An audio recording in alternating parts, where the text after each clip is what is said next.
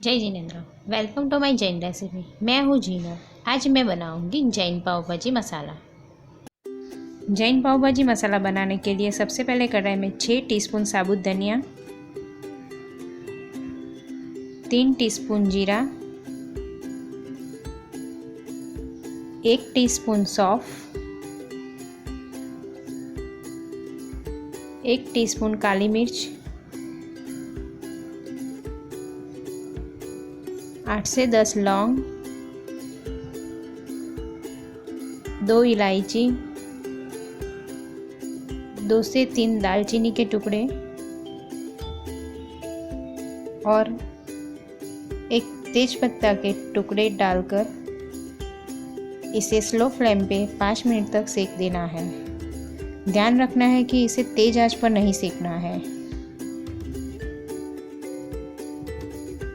अब ये सेक के हो चुका है। इसे हम दूसरे बर्तन में डालकर ठंडा होने देंगे। इसी गर्म बर्तन में रखने से मसाले जल जाएंगे। मसाले ठंडे हो चुके हैं। इसमें 2 टेबलस्पून कश्मीरी मिर्च पाउडर,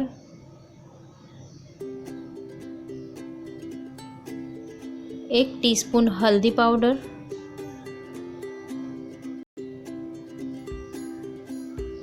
आधी टीस्पून काला नमक, 1 टीस्पून नमक और 1 टीस्पून आमचूर पाउडर डालकर अच्छे से मिक्स करके मिक्सर में ग्राइंड कर देंगे।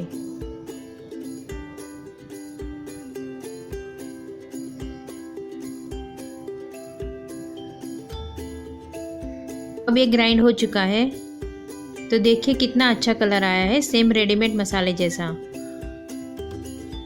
और खुशबू भी बहुत अच्छी आ रही है। तो इसे आप घर पे ज़रूर ट्राई करिए। और जितनी क्वांटिटी ली थी उससे 1 कप मसाला बनता है। अब हमारा मसाला रेडी है। इसे हम एयरटाइट कंटेनर में भर के 2 से 3 महीने तक रख सकते हैं।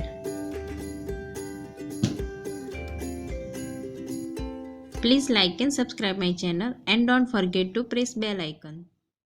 Thank you so much for watching.